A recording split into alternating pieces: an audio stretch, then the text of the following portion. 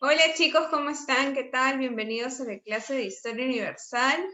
A ver quién está a través del chat, ya enviaron su saludo de asistencia. Hola Nayeli, Saulo, bienvenido. Mozambique, Giovanna, Israel, Marcelo, Marco, Melanie, Piero, Eduardo, Nadine. ¿Cómo están? ¿A algunos se les ha extrañado el momento del examen? Sí, a ver, ya está con nosotros el profesor Mestanza. Buenos días, profesor Mestanza. Hola, Katicita, ¿cómo están? ¿Cómo están, muchachos? Un gusto saludarlos. Buenos días con todos. A ver, Katicita, si tienes algún mensaje que darles a los chicos, puedes aprovechar y luego arrancamos con todo mientras se van sumando más alumnos. ¿Qué tal? ¿Cómo están? Buen día, buen día.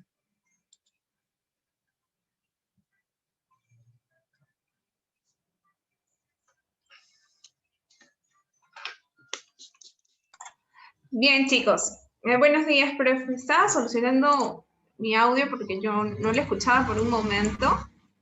Ya. Yo creo que son mis audífonos. Ya. Bueno, recordarles, ya que a la primera hora solamente estábamos contados alumnos para rendir el examen, y dicho sea de paso, le hemos enviado una felicitación y además el acceso para que puedan ver una película, bueno, la película que ayer recomendamos al inicio de literatura, ¿no? La ciudad y los perros, porque van a tener más clases sobre Don Mario.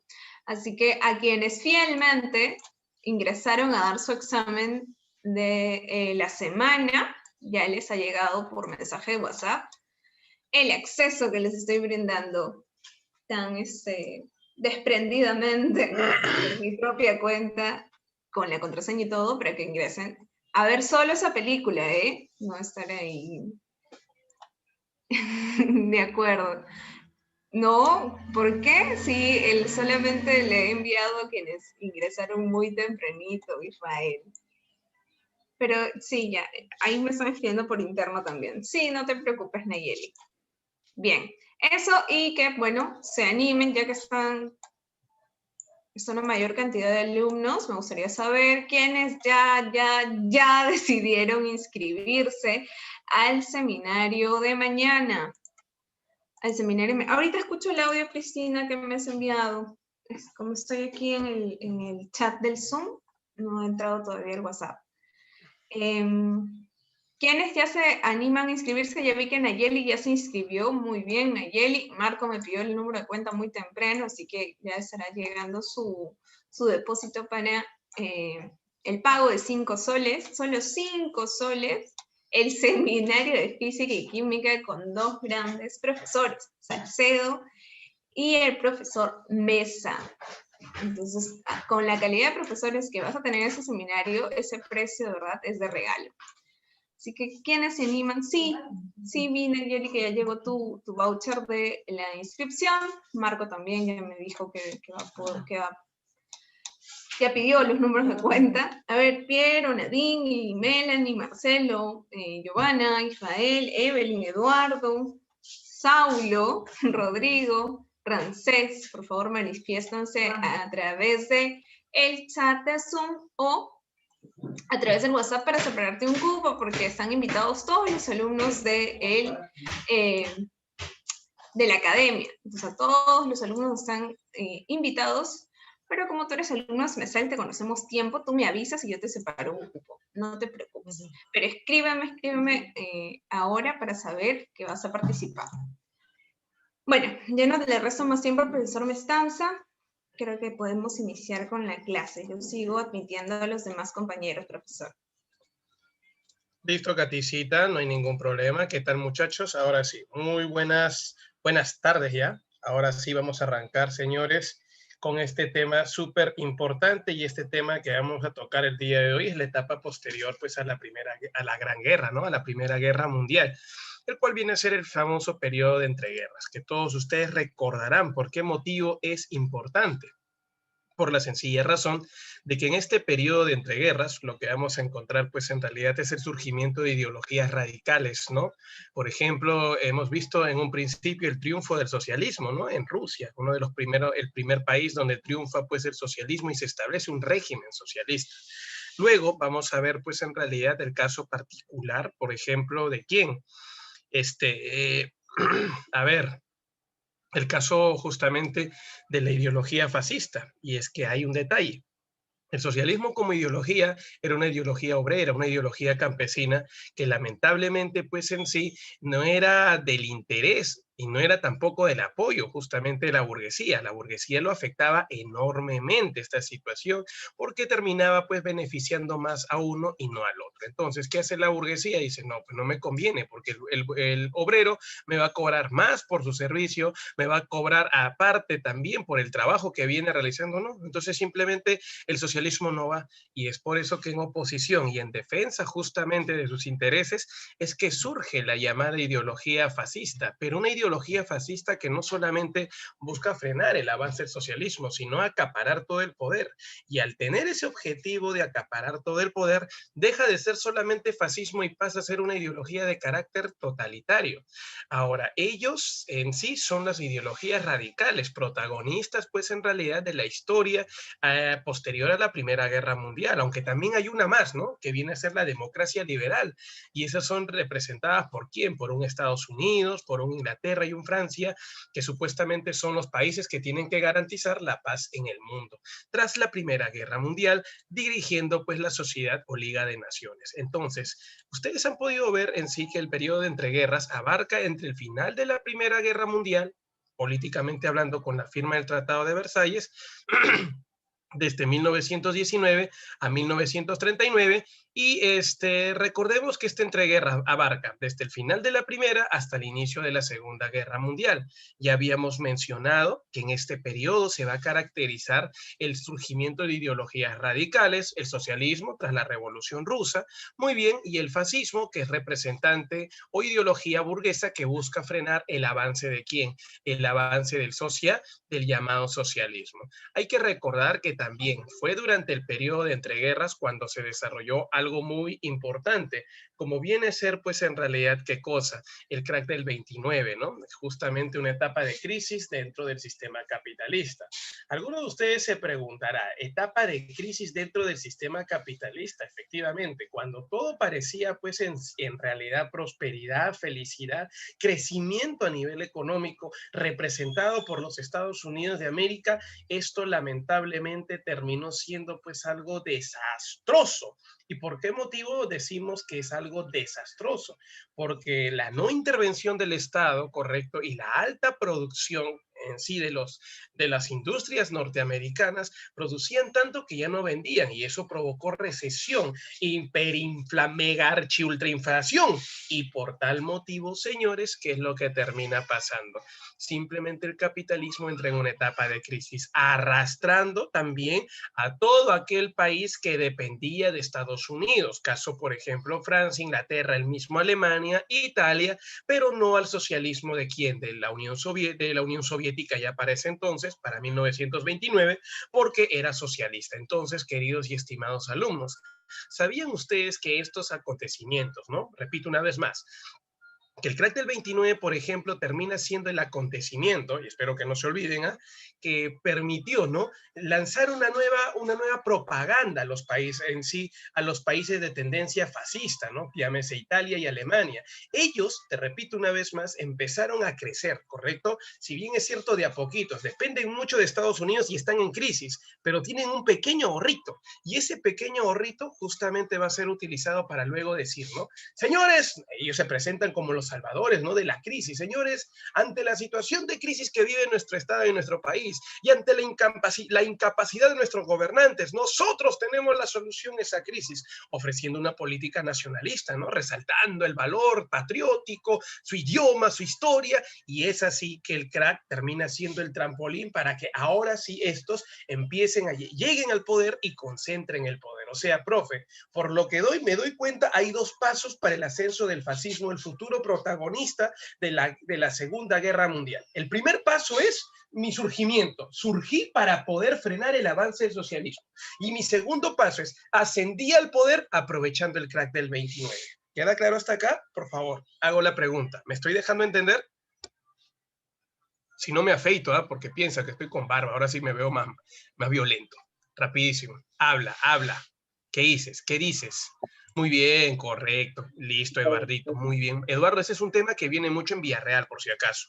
Muy bien, Marcelo, y muy bien, Jennifer. Gracias. Gracias a todos ustedes. Perfecto. Entonces, queridos y estimados alumnos, gracias, Israel. Muy bien. Vamos a empezar hablando acerca de la Revolución Rusa de 1917. En primer lugar, esa revolución se está dando en el contexto de la llamada Primera Guerra Mundial. Este proceso histórico-social, en realidad, dentro de Rusia, terminó trayendo cambios en el ámbito político, social y económico. O sea, en realidad la Revolución Rusa marca un antes y un después, ¿no? La Rusia, correcto, del zarismo y la Rusia republicana dirigida por obreros, que al final convirtió a Rusia, pues fue un éxito, ¿no?, el socialismo en ese entonces, que termina trayendo como consecuencia convertir a Rusia en una potencia, ¿qué? En una potencia mundial. Ahora, un antecedente de esta llamada Revolución Rusa de 1917, sin lugar a dudas, termina siendo, pues en sí, la de 1903, el cual es el surgimiento de ¿qué, muchachos? De los llamados partidos políticos, donde destacan los partidos políticos de masa, el partido menchevique, por ejemplo, y el partido bolchevique. La diferencia entre ambos partidos es que el partido menchevique representa, apunta por favor si en caso no te acuerdas, que el partido menchevique representa los intereses ¿de quién?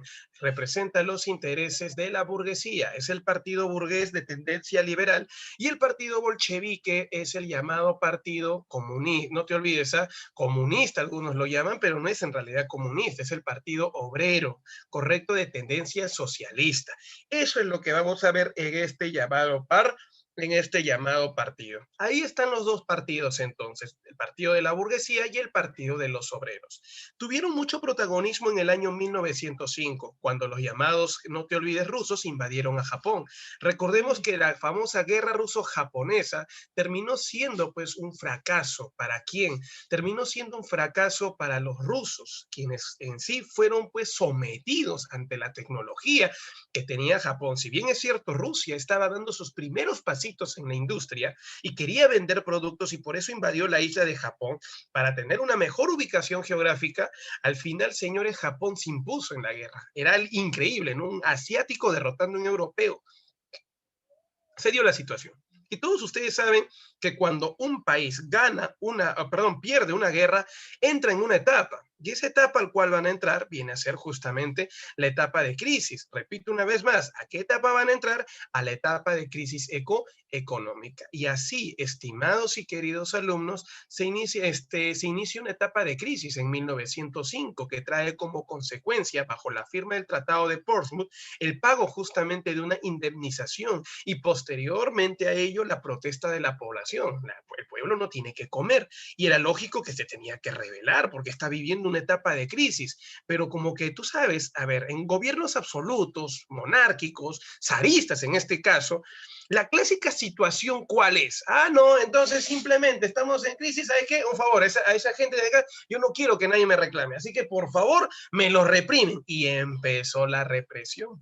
pucha, que al final terminó pues en sí en la matanza de un gran número de personas, que es considerado o llamado el domingo, ¿qué? El llamado Domingo Sangriento. Pierito por acá me dice, profe, ¿Rusia era feudal o moderna? Pero hijo, eso era más que obvio, era feudal. Ahora entiendes por qué los campesinos en el futuro, en la revolución, ¿qué? En la revolución rusa del 1917 van a reclamar posesión territorial, o sea, se da la liberación de la tierra. Era una Rusia feudal, hijo. O sea, si bien es cierto, se está modernizando con un poquito de industrialización, pero te repito una vez más, está viviendo en el atraso. O sea, este parece pues Rusia en el siglo XVIII, imagínate.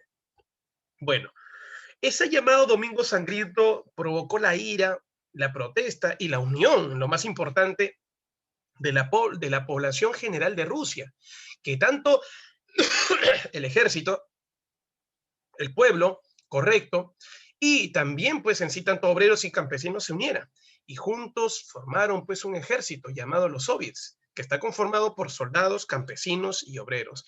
Todos ellos bajo la defensa de quién? De los más necesitados, bajo la defensa del pueblo en general. Con ello quedaba claro, repito una vez más, quedaba completamente claro esta llamada que, esta propuesta que ellos hacían, correcto, que iban a defender justamente al pueblo de esta tiranía representada por quién, representada pues en sí por el zar Nicolás II.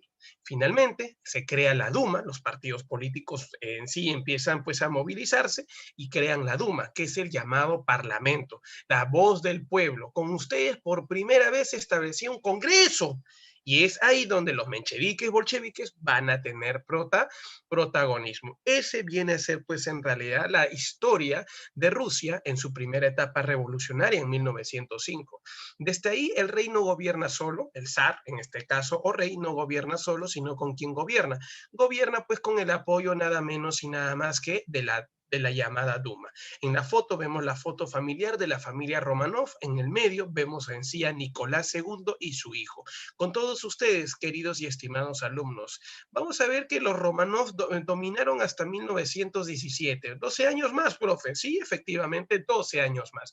Y, profe, ¿por qué motivo al final se dio la Revolución Rusa de 1917? Acá se viene la historia. Si bien es cierto, la burguesía estuvo de acuerdo en un principio, correcto, de entrar a la guerra y apoyar pues en sí al bloque de Estados Unidos, de Inglaterra y de Francia, todo por su intento de dominar pues los Balcanes, hay que recordar pues en realidad que no estaban muy bien preparados, que digamos, para poder iniciar esta guerra. ¿Y cuál terminó siendo el resultado? Justamente las constantes derrotas de Rusia en la Primera Guerra Mundial provocaron una profunda y grave crisis económica, trayendo como consecuencia justamente qué cosa, la protesta de la población. En general, el más afectado termina siendo el pueblo y también la burguesía, porque en una guerra, al cerrarse, no te olvides, al cerrarse las fronteras, también se cierra el acceso y el ingreso, no te olvides, el egreso y ingreso justamente de mercancía. Por tal motivo, estimados y queridos alumnos, estás atentando contra la economía y también contra los precios de los productos, porque no había suficiente producto para poder mantener a toda la población. La gente clamaba comida en plena guerra.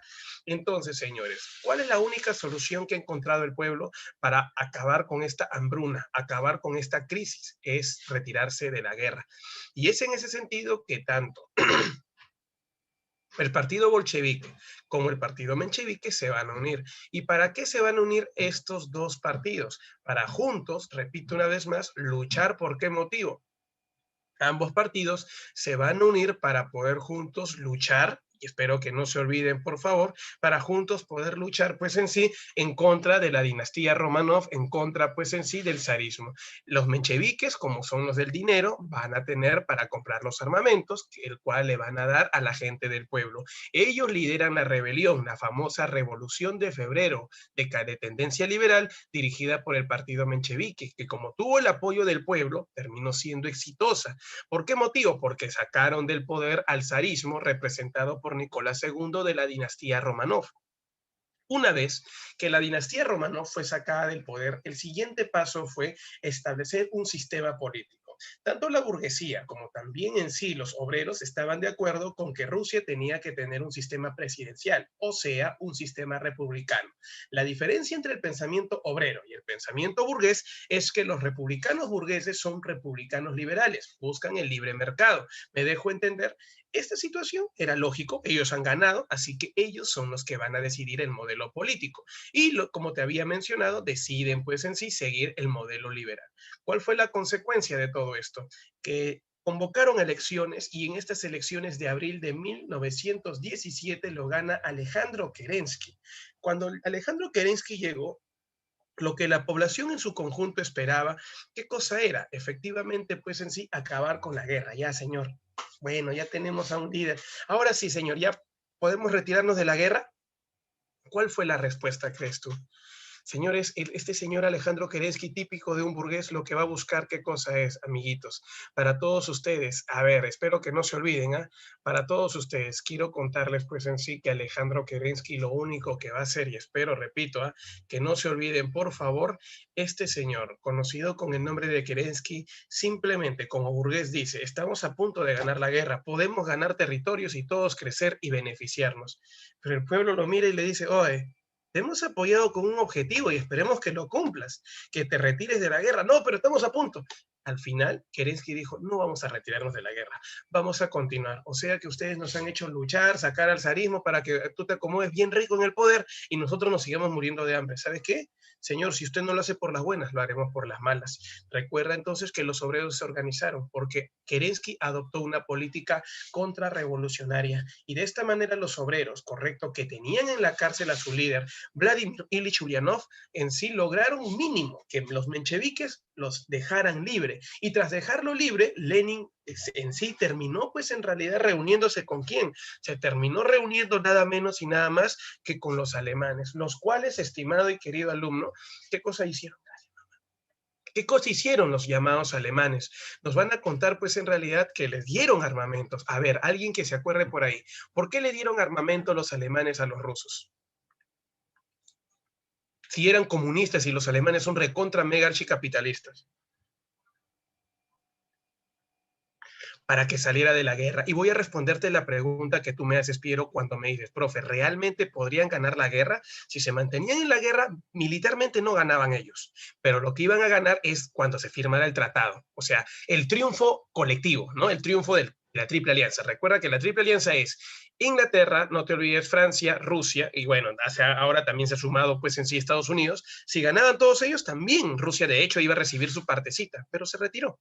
Correcto, entonces, una vez que Rusia se retire de la guerra, Alemania iniciaba un ataque con todo. Eso es lo que hizo. Por eso es que Lenin consiguió ese apoyo. Y ahora sí, estimados y queridos alumnos, se da la Revolución de Octubre, una revolución socialista bolchevique dirigida por obreros.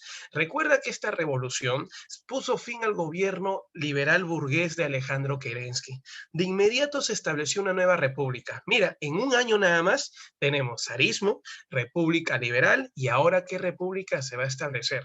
Recuerda que los bolcheviques son de ideología obrera socialista. Es por ese motivo, señores, que se va a establecer, y espero que no te olvides, por favor, todos en general, se va a establecer nada menos y nada más que la República Social, la llamada República Socialista. Eso es lo que se va a establecer, la República Social, la República Socialista. Una república socialista dirigida por Vladimir Ilich Ulyanov, el camarada Lenin, con el apoyo del camarada Stalin.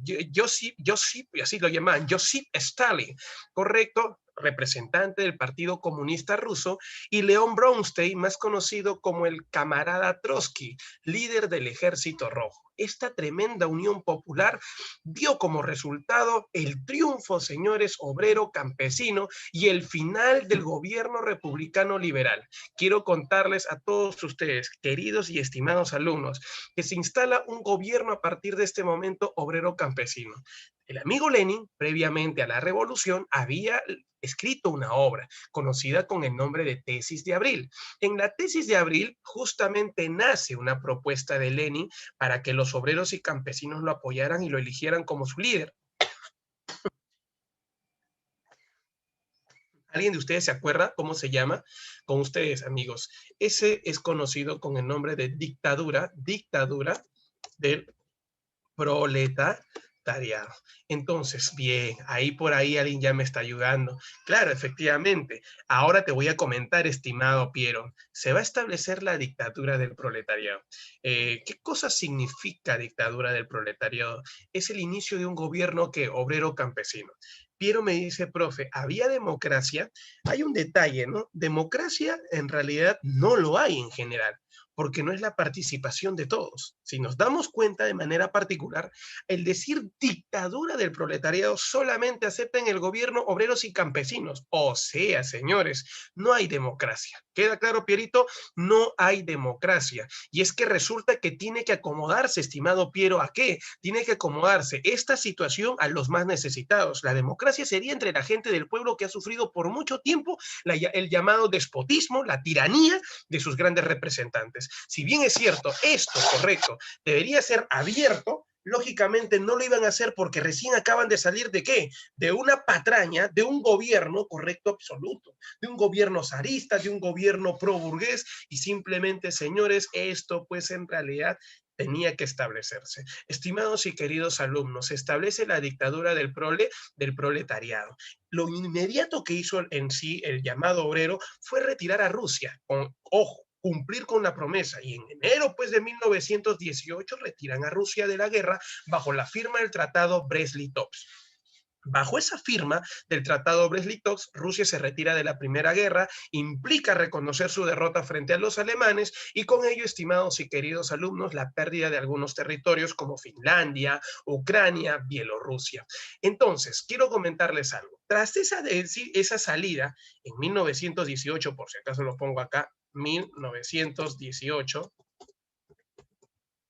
estimados y queridos alumnos, ¿qué es lo que termina pasando? En Rusia hay un descontento de parte del zar, correcto, y de parte de quién. Y de parte de la y de parte de la burguesía. Quiero contarles a todos ustedes, estimados y queridos alumnos, que ante esa situación, ¿qué cosa se va a dar? Señores, que los zaristas, junto con los seguidores de la burguesía, se van a unir y van a formar un ejército, al cual se le conoce con el nombre de Ejército Blanco, ¿correcto? Zaristas y burgueses enfrentándose al Ejército Rojo Obrero. Te repito una vez más, al Ejército Rojo Obrero. Resultado, ¿quién ganó, profe, esa guerra civil de 1920? Terminó siendo el triunfo, señores, ¿de quién? De los llamados obreros. Y así la unión hace la fuerza, se establece el llamado ¿qué? No te olvides, oficializa el gobierno proletario. Los soviets salieron a las calles y garantizaron efectivamente el triunfo obrero y campesino. De esta manera, el ejemplo de este movimiento obrero campesino fue seguido por los países que estaban alrededor de Rusia, los cuales decidieron unirse a Rusia y juntos liderar el mayor proceso y el mayor ¿qué, muchachos? Y la mayor difusión del pensamiento obrero proletario. Con todos ustedes, varios países se unen a Rusia bajo el núcleo de Rusia con la idea del llamado ¿qué? Socialismo, pero dirigido por los soviets, soldados, campesinos y obreros. Así en 1921, tras la guerra civil, dejan de llamarse Rusia y pasan a llamarse la Unión de Repúblicas. República significa varios países. Unión de Repúblicas Socialistas Soviéticas. ¿Queda claro? Esta Unión de Repúblicas Socialistas Soviéticas inicialmente fue dirigido por ¿quién? Inicialmente era lógico que iba a ser dirigido por Lenin, quien establece como plan político el famoso NIP, el famoso Nuevo Plan Económico o New Economic Plan, señores, correcto, con el cual él establecía la reestructuración de la economía y la política soviética. Pero hay un detalle importante, lamentablemente 3 años después, Lenin muere y al morir Lenin, correcto, en 1924 asume el poder Joseph Stalin. Acá probablemente alguno de ustedes puede dudar y decir, profesor, disculpe, ¿y qué fue con Trotsky? Ah, es que verdaderamente, y acá Pierito hace un gran aporte cuando dice, profesor, Trotsky en realidad era el verdadero sucesor, pero fue exiliado ¿a dónde? A México, y es que ya empieza la pugna por el control político pues en sí de la Unión Soviética, del Partido Comunista de la Unión Soviética, del PCUS, correcto, y Stalin no quiere competencia, así que lo manda pues en realidad inclusive a matar a Trotsky. No sé si alguno de ustedes recordará, lo mandó a México y ahí lo terminan pues matando para que el roche sea menor, ¿no? Para que porque si lo mata en Rusia puede haber un levantamiento. Ahora, entre Stalin Y Trotsky, ¿quién era más radical? ¿Alguien de casualidad ha leído por ahí? No, no, no, Macha no. Se habla de qué, de que fue asesinado con un veneno.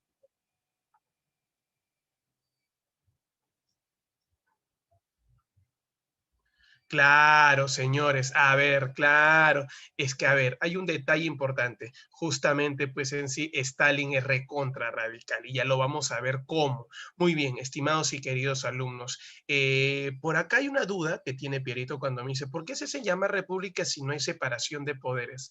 Repúblicas, ¿por qué motivo? Si bien es cierto, dependen de un gobierno central, estimado Piero, pero independientemente en cada estado existe justamente un sistema de gobernación descentralizado.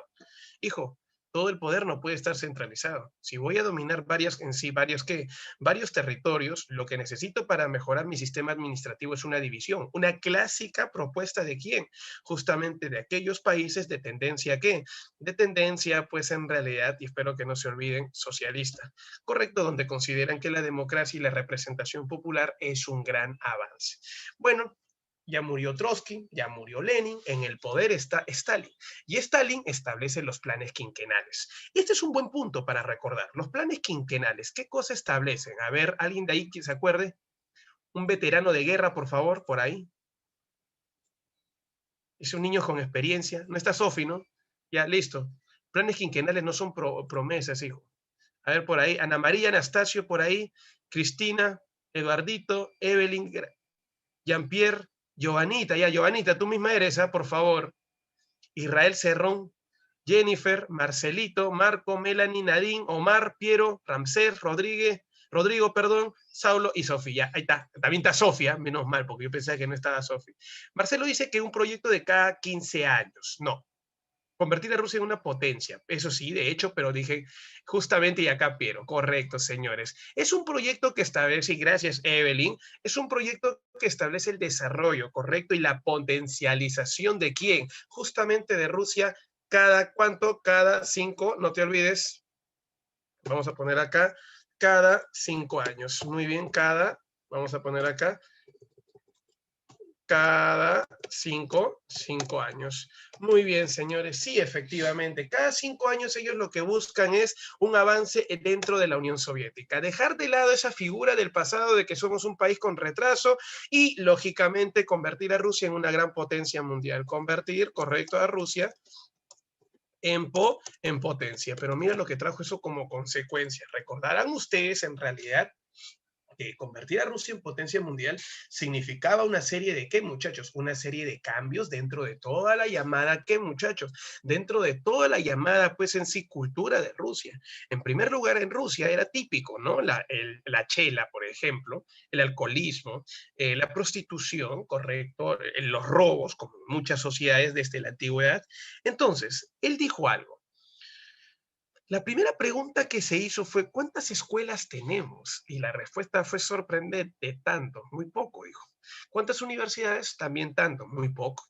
Y finalmente, ¿cuántas fábricas tenemos? Tanto. Señores, ya entiendo por qué fuimos derrotados en la Primera Guerra Mundial, porque simplemente no hemos desarrollado ciencia, porque nunca nos hemos preocupado por el desarrollo de la sociedad. Y la pregunta fue, ¿cuántos penales tenemos? Penales, donde las penitenciarías, donde están los presos políticos, presos, sí, todo tipo de presos, ¿dónde está? Señores, tanto, o sea, aguanta.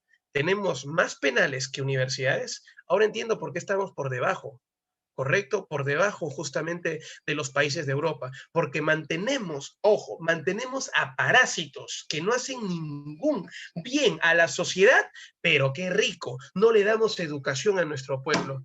Nuestro gobierno a partir de este momento es un derecho fundamental, correcto, de que varón, mujer, desde muy niño hasta adulto, reciba educación, educación de calidad, una educación que posteriormente se va a separar en arte y en ciencia y tecnología. Resultado, aquellos que tienen habilidad artística, potenciaremos su arte. Aquellos que tienen habilidad, ¿qué? Científica, vamos a desarrollar la ciencia, porque necesito científicos para abrir más fábricas. En vez de vender nuestros productos al exterior, nuestra materia prima, lo vamos a convertir y recién lo vendemos al exterior. Le aplicamos el famoso valor agregado. Ganamos más y seguimos beneficiando más. Señor, disculpe, ¿qué hacemos con la cárcel? Mátenlos a todos. En varias noches, señores, la matanza de todos los llamados presos, porque decían que ellos no eran un bien para la sociedad. salían, al final terminaban siendo lo mismo. Señores, fue radical, sí, su decisión fue radical, pero mira lo que hizo. Señores, toque de queda, 10 de la noche, nadie salía. Ahí sí obedecía, porque sabían que después de enterarse de que mataron a toda la gente del penal, iban a poder morir de un balazo. La gente entendió. ¿Tú crees que no, toque de queda, no importa, la reunión, la chela lo pongo en mi jato, no pasa nada, ven nomás, compadre, en la jato no nos pasa nada? Ah, sí, no pasa nada. También había ley seca. La gente no podía meterse sus chupetas solo en determinada fiesta. El llamado, pues en sí, gobierno obrero permitía todo eso y finalmente, campeón, ya para poder eso, también acabó con la prostitución. Así que cada quien en sí tiene que buscar el llamado beneficio y crecimiento de la sociedad rusa. Tenemos que cambiar primero nuestros hábitos y nuestra educación. Pasamos de eso, ahora sí, vamos con la educación de todos y vamos a ¿qué? A invertir en la ciencia. El resultado, se ponía la meta cada 5 años. Fueron 15 años hasta 1939 que se inició la Segunda Guerra Mundial. Y te puedo contar algo, sí lo logró, convirtió a Rusia en una potencia, tanto así que Hitler arrugó, por ejemplo, después de la invasión a Polonia, iniciar una guerra con Rusia, se firmó un tratado, no sé si alguno de ustedes recuerda, de un pacto de no agresión. Luego, recién, ya después de su fracaso allá en la zona de Inglaterra, recién va con todo y ataca a Rusia, y es en Rusia donde termina perdiendo. Por ese motivo, señores, ahí está el llamado, los llamados planes quinquenales y el deseo de Stalin por convertir a Rusia en una gran potencia mundial, que justamente lo logró. Queridos y estimados alumnos, hasta acá, ¿me deja entender? Van tomando una captura de pantalla y me van indicando si me estoy dejando entender.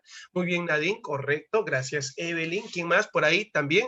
Listo, Marquito, Israel. ¿Cómo vamos entonces, Sofi? ¿Todo bien? Ana Mariana me dice que sí, todo perfecto. Sofi, ¿qué tal? Vamos, rapidísimo. Giovanita, ¿cómo vamos? Jennifer dice que sí, está clarísimo. Perfecto. Piero me dice, acá ves una pregunta, gracias, Paulo. Me dice, ¿es necesaria una dictadura para hacer crecer de manera rápida un país? Si tienes las ideas claras, efectivamente. Si hay ideas claras, repito una vez más, sí lo puedes hacer. Una dictadura podría establecer un régimen, un cambio, una especie de qué, una situación directa, pero es muy difícil. En las dictaduras actuales, cuando estamos hablando de una sociedad corrompida, difícilmente vas a hacer eso. ¿Correcto? Cuando te hable, por ejemplo, del caso de Corea, es realmente alucinante lo que pasa en Corea del Norte, ¿no? Si bien es cierto, hay parcialmente un desarrollo científico, pero lamentablemente es como el comunismo que se quiso establecer con Abimael Guzmán acá en el Perú.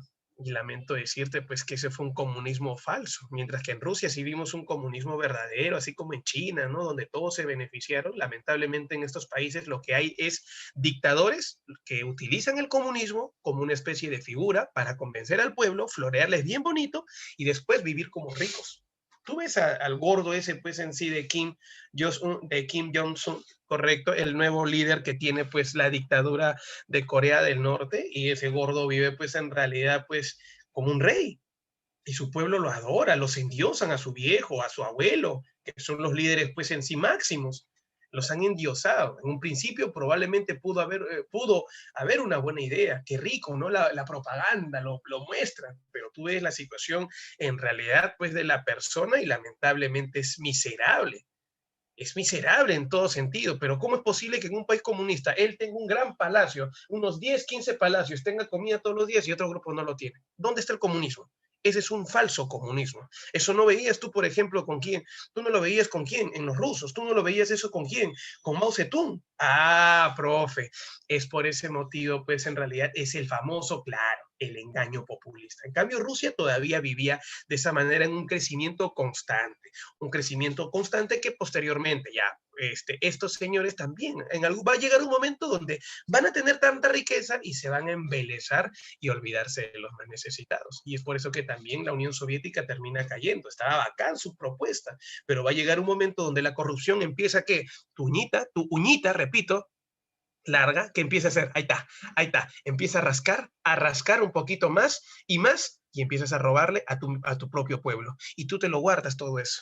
Es ahí donde tú empiezas a provocar. Si tú le robas la plata de tu propio pueblo a tu pueblo, lamentablemente va a llegar un momento cuando tu pueblo te diga, señor, necesitamos esto. Disculpa, no hay plata para ti. ¿Por qué? Porque tú mismo lo has robado y por tal motivo vas a provocar una crisis y posteriormente tu decadencia. ¿Te diste cuenta? Te he hecho un ejemplo recontra básico y elemental para poder entender lo que está pasando en la actualidad en aquellos países que dicen ser comunistas. comunistas. En el caso de Corea. En el caso de Cuba hay una situación bastante particular. No es tan radical que digamos. Sí se han dado ciertas situaciones, pero no es tanto pues de endiosarlo al nivel de Corea del Norte. A Fidel, por ejemplo, lo vemos como un político viviendo como tal, pero nunca lo hemos visto pues en realidad, pues wow, con excentricidades. Lo del Rolex, por ejemplo, es algo particular, ¿no? Profe, el Estado puede mandar a matar a los presos, es que lamentablemente nosotros formamos parte de un documento, correcto, internacional.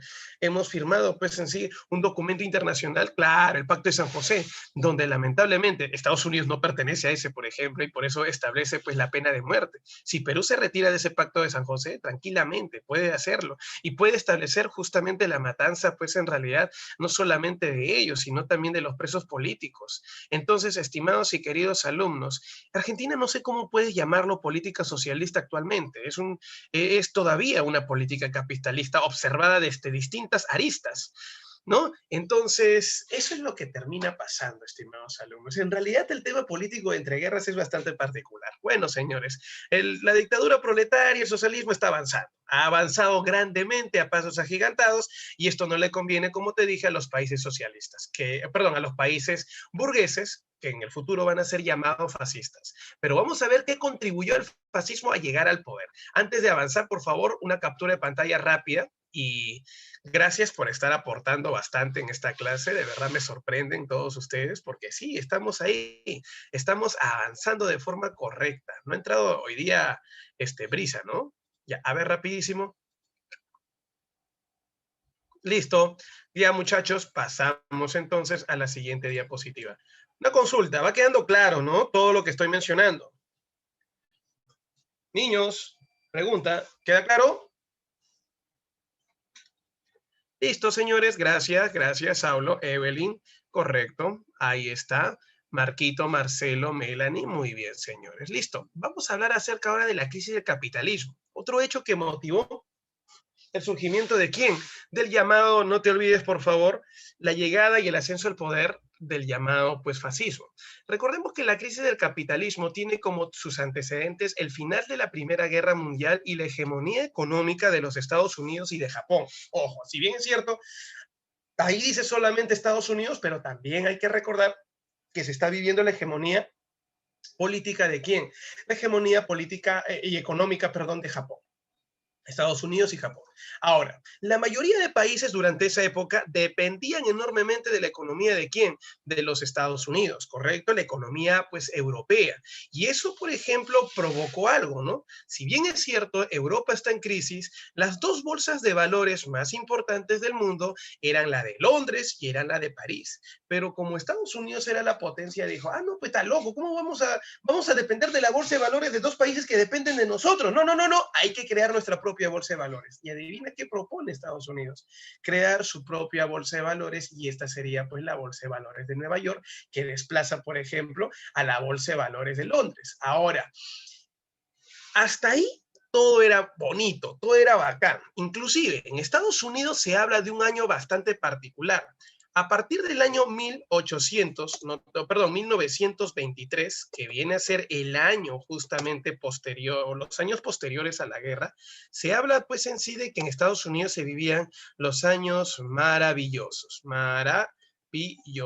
correcto. No estoy hablando de Kevin Arnold y Winnie Cooper, por si acaso, ¿eh? Estamos hablando pues de los buenos años justamente. ¿Qué cosa, muchachos? De los buenos años pues en realidad de la economía norteamericana, donde pues en realidad, si ustedes me preguntan qué cosa sería la bolsa de valores, una bolsa de valores es aquella institución, correcto, económica que se encarga justamente de ¿qué? De establecer el rango del crecimiento económico a través de las divisas que puedan costar justamente sus acciones, o sea, la venta de acciones, demostrando así, queridos y estimados alumnos, el desarrollo económico pues en sí de un país, donde podemos obtener inversión de parte de algún empresario que diga, ¿sabes qué? Quiero comprar 5 acciones, invirtiendo en tu empresa, pero también obteniendo hasta cierto punto, ¿qué cosa? Márgenes de ganancia, correcto, márgenes de ganancia y participando del directorio, pues en realidad de la empresa. ¿Me dejo entender ahora sí, Piero? Eso es la llamada bolsa de valores. Y los años maravillosos, como te dije, es el año del boom norteamericano hasta 1927. Nos recuerdan y nos dicen que entre 1923 y el 27, en Estados Unidos se vivía una etapa de gran desarrollo en sí económico comercial. Una historia que siempre los norteamericanos recuerdan nostálgicamente es que en esos años pues era tan rico Estados Unidos que dicen que cuando tú viajabas al oeste, por la zona pues de lo que hoy en día son Las Vegas, tú levantabas una piedra y encontrabas oro. Tanta riqueza había que la gente simplemente, todos tenían trabajo. El pordiosero tenía plata, dijo. Era pues en realidad un pordiosero tranquilamente podía tener una buena vida, repito, un pordiosero podía tener tranquilamente una buena vida acá en Lima, Perú, y viviendo todavía en Miraflores. Ya con eso hice la comparación y te dije todo. Eran demasiado estables económicamente, tanto dinero había que los bancos empezaron a crecer, por eso es que aparece la Bolsa de Valores de Nueva York, ya no hay 2, no hay 3, no hay 5 bancos, sino van a haber 15 a 23 bancos. Crece tanto la economía que eran necesarios los bancos para los préstamos y para los ahorros de la gente. Bueno, ¿cuál ha sido la causa entonces, profe? ¿Por qué cayó esta economía que aparentemente era buena, que aparentemente era grande? Cayó principalmente, ¿sabes? Por una razón. Y esa razón, ¿cuál es, estimados y queridos alumnos? Es que la economía liberal va a entrar en una crisis. ¿Motivada por qué? Quiero comentarte que Estados Unidos era quien está industrializando justamente pues a los países de Europa. Está vendiendo su producto a Europa y los europeos le están diciendo te voy a pagar en cómodas cuotas, o sea, te voy a pagar después. ¿Qué es lo que pasa? Es que ellos producen, dicen que están vende y vende. Hasta el 27 vendieron. Pero hay un momento donde ya llegó una nueva competencia. ¿Quién es Japón? Y Japón vendía lo mismo que vendían los norteamericanos. La diferencia está en que si ambos te vendían calidad, Japón te vendía a bajo precio. O sea, te vendía calidad a bajo precio. Estados Unidos, como siempre y hasta el día de hoy, te sigue ofreciendo calidad, pero a alto precio. Entonces, ¿qué prefirió la gente? ¿Prefirió en realidad seguir pagando por calidad y un alto precio o calidad, un bajo precio? Era lógico que iban a aceptar el bajo precio, bueno y barato, como dice Nadine Rosales. Entonces, queridos y estimados alumnos, Japón desplazó justamente del comercio internacional a los norteamericanos y de esta manera las empresas norteamericanas empezaron a bajar su producción. Llegó un momento donde sus almacenes, en vez de estar vacíos, estaban llenecitos de productos y ante esa situación y al estar lleno de productos, ¿qué es lo que termina pasando? Nos van a contar pues en realidad, señores, que esto provoca pues en sí primero el despido en masa de muchos de sus obreros, primero los descansos, luego los despidos y cuando ya veían que los precios no daban para más, estos empresarios en vez de regalar su producto, venderlo más barato, terminaban quemando sus productos, declarándose en bancarrota, cerrándose las empresas y lógicamente si el pueblo no tiene trabajo 2, 3, 4 meses, lo único que hace, ¿qué cosa es? Simplemente pues solicitar préstamos. Los préstamos que habían solicitado ya no lo pueden pagar a los bancos y ahí es donde empiezan a quebrar los bancos y a cerrar. Pero, profe, yo tenía mi ahorro. Tu ahorro, lo siento, también perdiste. O sea, acá hay una cuestión particular. El banco le dio de préstamo pensando ganar un interés a una persona X. Esta persona X ante la crisis no tiene trabajo y no tiene con qué pagar. Señor, ¿con qué le voy a pagar si no tengo plata? Entonces se va a la miércoles. El banco no cobra ni su interés y no cobra lo que ha prestado. Al no cobrar su interés y al no cobrar lo que ha prestado, entonces la pregunta es, tú vas y dices, señor, yo soy la persona Y. Persona Y, disculpe, señor, quiero recoger mi plata, ya no quiero ahorro, no importa, no me dé ningún interés. Señor, lo sentimos, la gente de allá no ha pagado, nosotros trabajamos con su dinero, también usted. El banco se declara en bancarrota. Resultado, tú eres una persona de plata, por la culpa del misio también te quedaste misio. Y el banco, que era recontra rico, algunos se salvaron, pero otros terminaron entrando en una profunda crisis económica. O sea, profe, la sobreproducción industrial produjo desempleo. El desempleo, la especulación financiera y posteriormente el endeudamiento de la población y el no pago de sus deudas. Así, estimado y querido alumno, ¡plum! Empezó a caer el valor, repito, de las acciones de quién, de los bancos. Si antes costaban 500, 600, 800, $1,000, ahora costaban 10 centavos. ojo, 10 centavos una acción de un banco. Por ese motivo, hijo, si todos tenían plata, ahora todos están necios. Esa es la llamada, el llamado crack que se desarrolló en 1929, la caída de la Bolsa de Valores de Nueva York el 24, no te olvides, el 24 al 29 de octubre, el famoso Jueves Negro, ¿no? De 1929. Queridos alumnos, esto se va a desarrollar durante el gobierno de este señor, de este cachetón llamado Herbert Hoover. Y él es el que tuvo que intervenir en esta llamada etapa de crisis, el cual, señores, va a demostrar, pues en realidad, que la economía norteamericana a partir de 1929 hasta el 33, que duró su gobierno, de a poquitos empezó a caer. Empezó con la quiebra de la industria y el sistema bancario.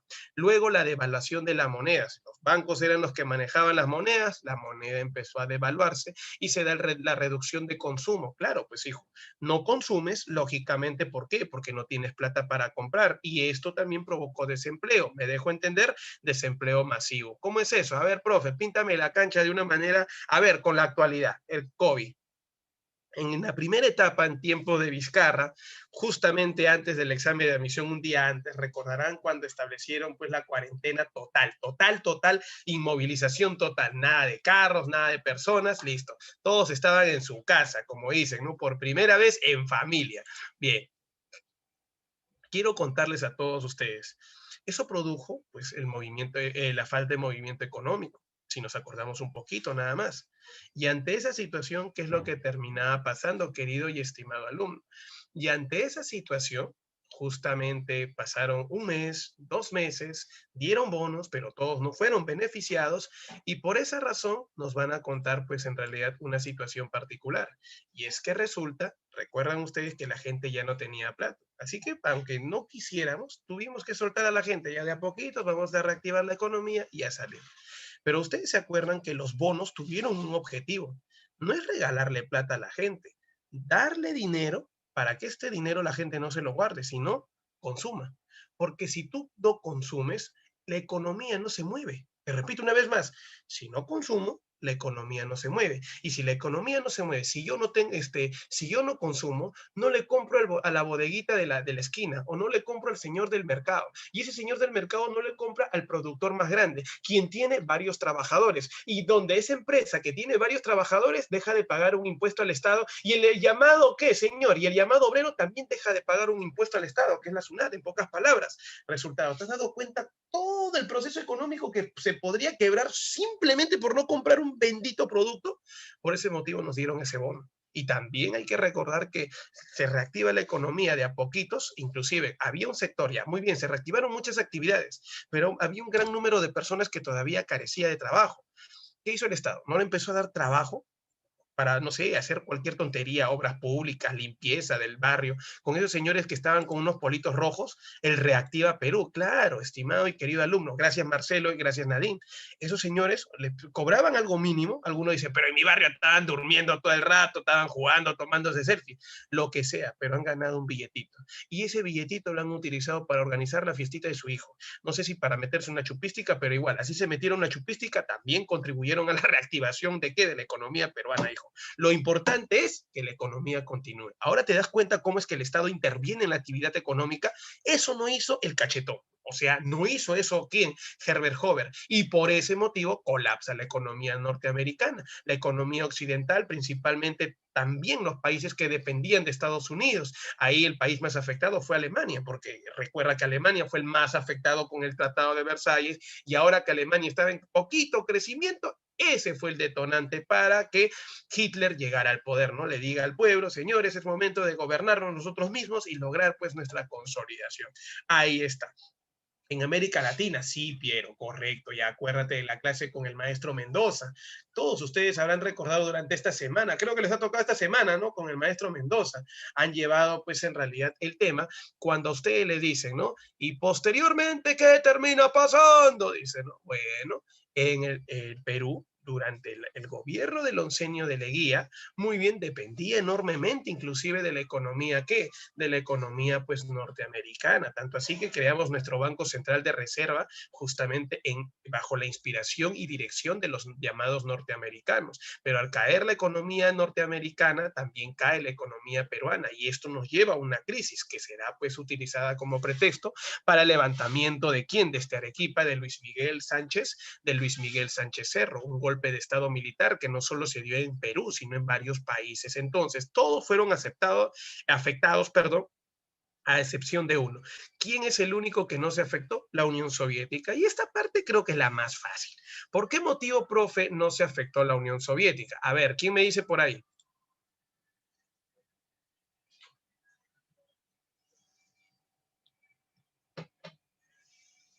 Ay, ay, ay. Necesitaba tomar agua, lo siento, disculpe. Muy bien, señores, efectivamente, porque era comunista. Además, bueno, su economía era distinta a la capitalista. Era la verdad, correcto, la economía, correcto. Listo, señores. Entonces, vamos a ver este cuadro de Dow Jones, la evolución durante la presidencia de Hoover, ¿correcto? Mira cómo era en 1929, ¿no? Alcanzamos una cumbre, señores, ¿de qué, muchachos? Justamente, pues en sí, donde de a poco se empieza, pero así a caer. Mira cómo cae la economía. Un momento recontracrítico fue ya pues en el 33. Por ese motivo, el índice del desarrollo de producción, la producción pues en realidad de Norteamérica empieza a caer hasta el año 30 y mira, hasta el año 33. Ya después de eso se da las elecciones en 1933, llega al poder Franklin Roosevelt, correcto, presidente de los Estados Unidos y de inmediato este señor, correcto, llamado Roosevelt, establece pues en realidad una alianza estratégica ideológica económica con un economista inglés llamado John Maynard Keynes, quien le dice, mi amigo, el error de tu país ha sido simplemente la no intervención del Estado. ¿Sabías tú en realidad que el Estado tiene que intervenir en el proceso económico? Repito una vez más, tiene que intervenir en el proceso económico, no de manera directa, pero de manera indirecta. ¿Para qué? Para salvaguardar los intereses económicos del Estado. Eso es lo que le va a decir. Y por eso, desde 1933 hasta 1939, se establece la política del New Deal, la reestructuración económica de Estados Unidos. Y es ahí donde le dice, presidente Roosevelt, usted tiene que generar la intervención del Estado como qué, como un ente regulador de la economía, las famosas medidas keynesianas. Como por ejemplo, usted tiene que aumentar el gasto público en construcción, dice, para generar empleo y dinamizar la industria local. Ese segundo punto que tú estás leyendo acá en la diapositiva, ¿quién lo aplicó en el Perú? Y hace muy poquito, hace un rato lo dije, ¿quién lo aplicó?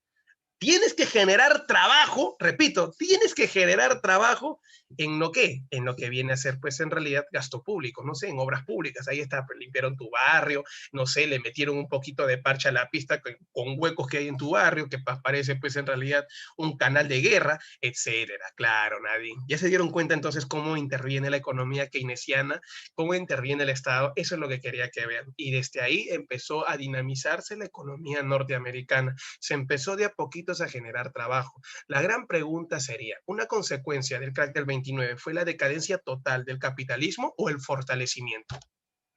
Te acabo de poner solo dos alternativas. ¿Decadencia total del capitalismo o fortalecimiento? Bien, Nadine, gracias. Aunque lo dudes y aunque te parezca extraño, pero ¿qué cosa estamos viendo acá? Es el fortalecimiento del capitalismo. Tras este error, tras este fracaso, el capitalismo se termina fortaleciendo y se termina siendo tan, pero tan importante que posteriormente, hijo, espero que no te olvides, por favor, se hace tan grande que se enfrenta, ¿no? Enfrenta a la Segunda Guerra Mundial con mucho dinero, con mucha tecnología a propósito, con una sociedad norteamericana desarrollada y finalmente entra la Guerra Fría, y inclusive vence a la Unión Soviética. Listo, señores. Ahora la pregunta es, estos dos acontecimientos previos son justamente los acontecimientos madre de qué, muchachos?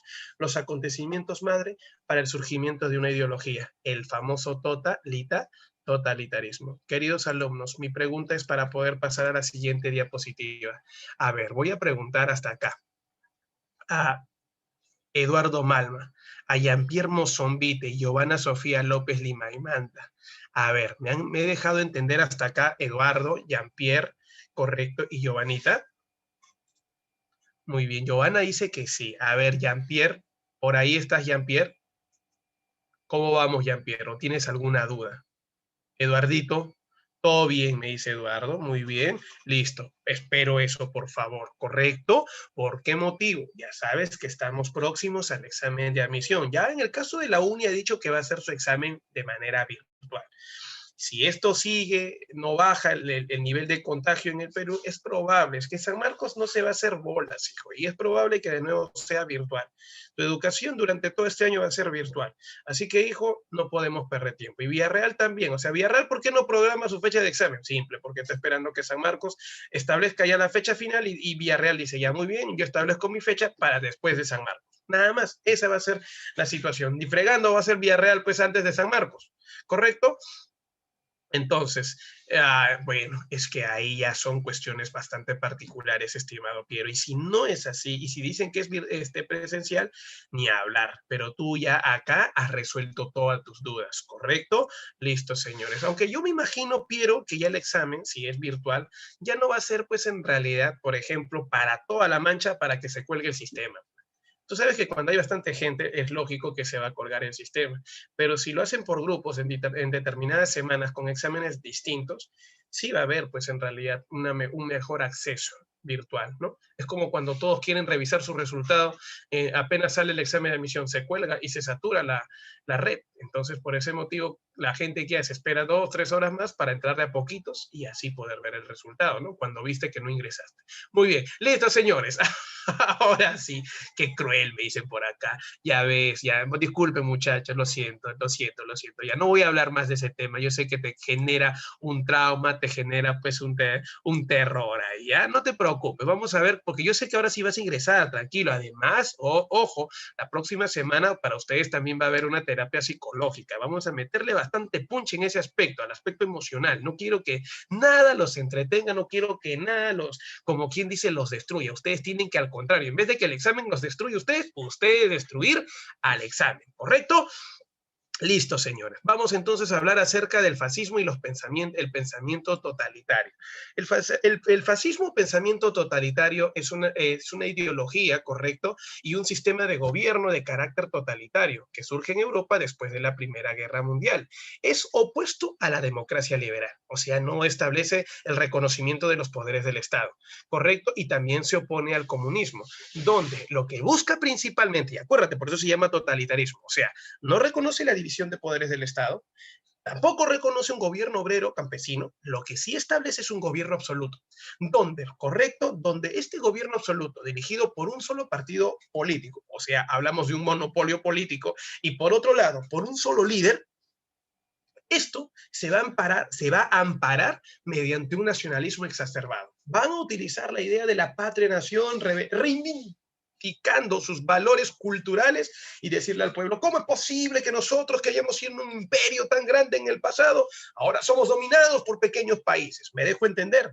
Eso es lo que están planteando estos señores. Ahí encontramos entonces, repito una vez más, al llamado totalitarismo. Este llamado totalitarismo fascismo se origina en el territorio de Italia con Benito Mussolini, pero llega a su grado más extremo y radical de su pensamiento, ¿dónde? En la Alemania nazi, ¿correcto? Ahora, una gran pregunta que siempre surge, ¿cuáles fueron las condiciones que generaron su desarrollo, aparición y crecimiento? Pero esa es la parte más fácil, hijo. Número 1, recuerda la crisis de post Primera Guerra Mundial. Acuérdate que ellos, correcto, surgieron justamente después de la Primera Guerra Mundial porque fueron los más afectados con los tratados, pues en realidad que se firmaron a nivel internacional. Por ejemplo, Italia se pasó al bando de la Triple Entente pensando que le iban a otorgar beneficios, tierras, los norteamericanos y los llamados, ¿qué? Y los ingleses, lamentablemente no le dieron ni las gracias, así que le quitaron territorio. Luego también la Gran Depresión, o sea, el crack del 29, es en realidad, pues en sí, un causante para que la población pues se reve, no te olvides, tomara este fascismo como una ideología para buscar la solución a la crisis. Recuerda que los movimientos sociales se agudizan y los débiles gobiernos democráticos liberales no pueden frenarlos. Los llamados obreros, los movimientos obreros protestan tanto que lamentablemente sus gobiernos no le pueden hacer nada. Entonces, como que en realidad en sí, los burgueses lo que temen es que el socialismo siga avanzando. ¿Y eso por qué? Porque el socialismo, luego de la revolución bolchevique rusa, ha llegado al poder. Entonces, esas son las condiciones. Si nosotros lo decimos en orden, primero, ¿por qué motivo surgió el llamado ¿qué? El fascismo, para frenar el avance del socialismo? ¿Cómo llegó el fascismo al poder? Aprovechándose del crack de 29. Te dije las dos etapas, las dos fases de este llamado fascismo. Entonces, necesitamos conocer justamente a este fascismo. A ver, ¿cómo se muestra? ¿Cuáles son sus características? A ver, ¿cuál es su perfil de Facebook del fascismo? Son totalitarios porque recuerda que todo el poder está en manos del Estado. No hay otro poder que simplemente pueda ser mayor al del gobernador. Antiliberal, está en contra de la libertad individual. Acuérdate que toda persona se subordina al Estado. En la práctica, por ejemplo, se anula la libertad de prensa. ¿Tú crees que Hitler iba a permitir que alguien publique algo en su contra? Mussolini, que publiquen algo en su contra, nada que ver. Así que no hay libertad. Antidemocrática, son autoritarios, correcto, y para que pueda la gente entender su mensaje se utiliza bastante la fuerza, la famosa represión. Anticomunista, pucha, que es lo más característico, recontra anticomunista, porque recuerda que está en contra de la lucha de clases, defendiendo los intereses de la propiedad privada, y es lógico que al decir propiedad privada, ¿a qué clase social hago referencia? Dilo, por favor. ¿A qué clase social hago referencia? Eso, muchachos, muy bien. Estimados y queridos alumnos, de verdad me sorprenden. ¿Ah? El día de hoy estamos haciendo un avance súper violento. Correcto, señores, a la burguesía. Muy bien, amiguitos. Gracias, Nadine y Saulo. Correcto, entonces, señores. Pero esta llamada, pues, en realidad, este llamado pensamiento, si bien es cierto, es anticomunista y establece un monopolio político donde los partidos opositores son ilegalizados, no reconocidos, hay que recordar que siempre estos partidos exaltan la imagen de su líder, de su caudillo. Por ejemplo, el fascismo va a resaltar siempre y endiosar la imagen de ¿quién? La imagen, pues, de Benito Mussolini. En el caso de Alemania, la imagen de Adolfo Hitler. Todos ellos tienen una característica en común, que son de ideología imperialista. Van a buscar conquistar su espacio vital, expandirse enormemente. Queda claro a nivel territorial. Ahora, nos van a contar en la historia también que durante esta época pues surge, o bueno, se va a desarrollar el chauvinismo. Alguien de ustedes debe saber qué es el chauvinismo. Si no te acuerdas, el chauvinismo viene a ser la difusión del pensamiento extremo nacionalista. Es el extremismo nacional, el extremismo nacionalista. ¿Queda claro qué significa extremismo nacionalista?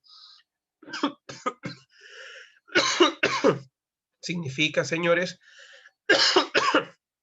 el llamado nacionalismo es el llamado camino que ellos van a seguir a nivel social. ¿Queda claro? Entonces, el nacionalismo lo que va a resaltar justamente es la figura del país, de la patria, la idea de la nación.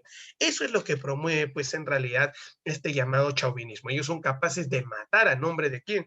A nombre de su país. Muy bien. Ahora, existe una desconfianza en sí en la razón. Los fascistas no utilizan mucho la razón porque lo que más exaltan es lo que más se desarrolla es el fanatismo, ¿no? Por el pensamiento de aquella persona que lo representa. Y bueno, finalmente se va a manipular al movimiento obrero en contra, lógicamente, no a su favor. Muy bien, el famoso nacionalismo radical. Muy bien, Nadine. Ese es el llamado chauvinismo. Ahora, ¿dónde surgió todo este movimiento en sí?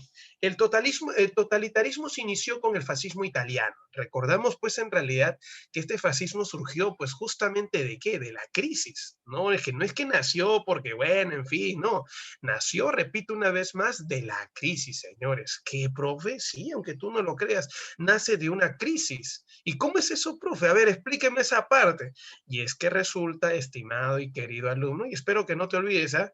Señores, esta crisis, correcto, que se va a está viviendo Italia, justamente es la crisis provocada por la falta, vamos a decir así, ¿no?, de apoyo hacia Italia.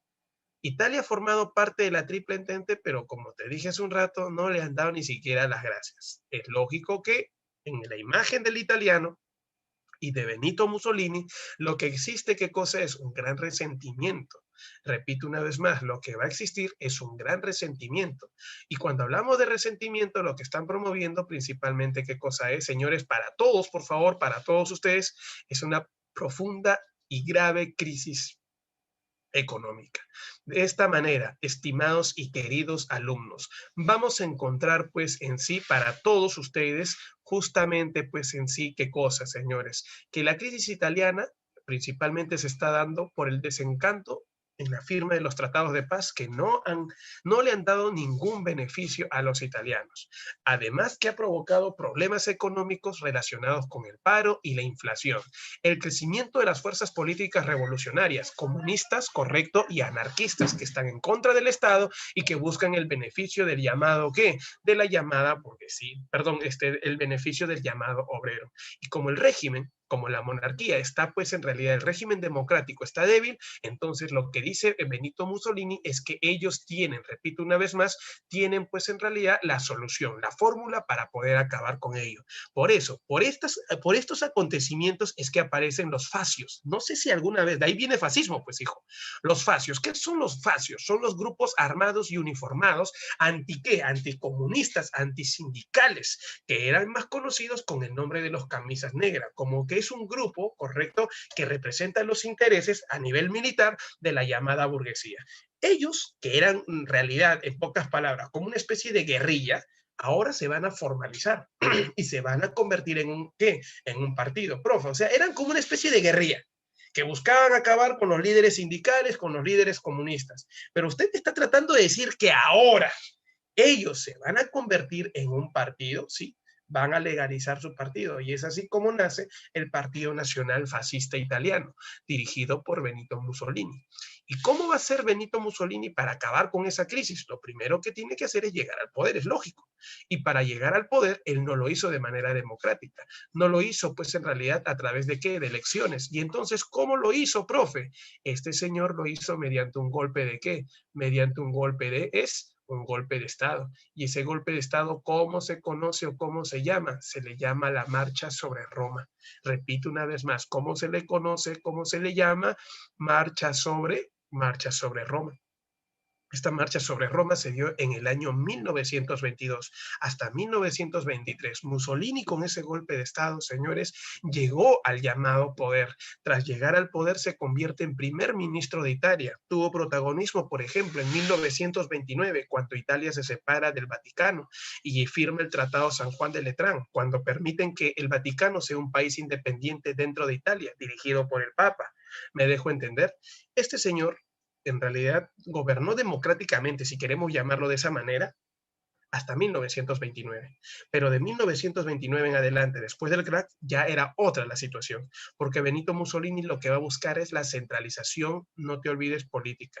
Por ejemplo, se estableció la dictadura del Partido Único de Trabajadores, del Partido Nacional o del Partido Nacional Fascista. Es el único partido político que llega al poder y lógicamente, ¿qué es lo que va a hacer? Como te dije hace rato en las características, estos partidos políticos no buscan competencia, eliminan, ilegalizan, o sea, no reconocen, no legalizan a los otros partidos políticos y así establecen el monopolio político. Por tal motivo, si no existe democracia política y existe un monopolio político, por obvias razones también, si hay prensa opositora, se establecen que se limitan las libertades individuales de prensa, como también pues la libertad de la persona. Inclusive van a darse levantamientos, las famosas levas, ¿no? Las prisiones sin previo aviso. Es una cosa súper abusiva.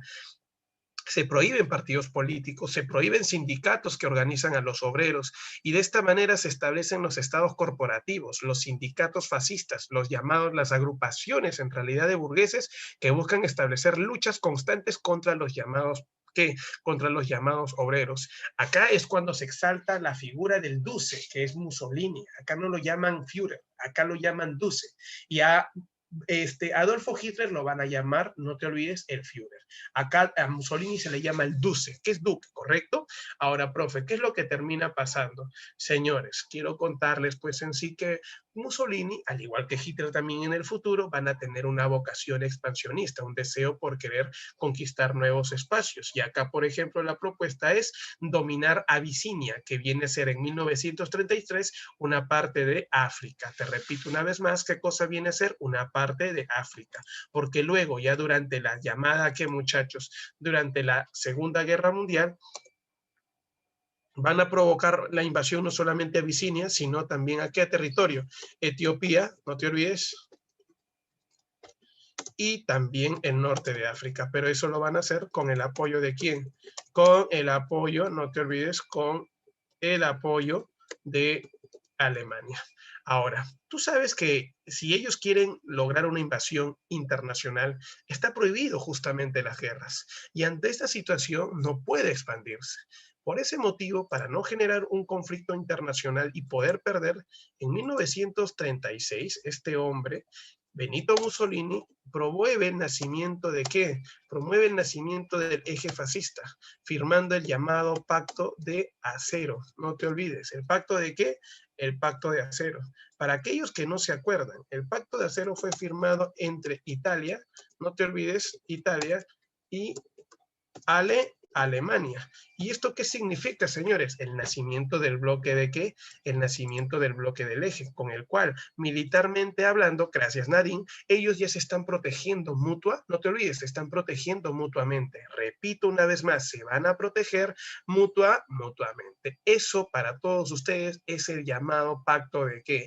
Es el llamado pacto de el Pacto de Acero. ¿Va quedando claro, muchachos? Repito la pregunta, ¿me estoy dejando entender hasta acá? Niños, pregunta. Correcto, señores. Bien, Italia ya está en camino. Ese es el símbolo del fascismo, las 5 flechas hacia arriba, representando pues los famosos arcos justamente romanos. Pero claro está que esos son arcos pues ya más ovaladitos, ¿no? Muy bien, aunque algunos dicen que eran los centuriones, los cinturones. Muy bien, señores, listo. Ahí está. Vamos a borrar, por favor, rapidísimo, al toque, una captura de pantalla rápida y violenta, por favor.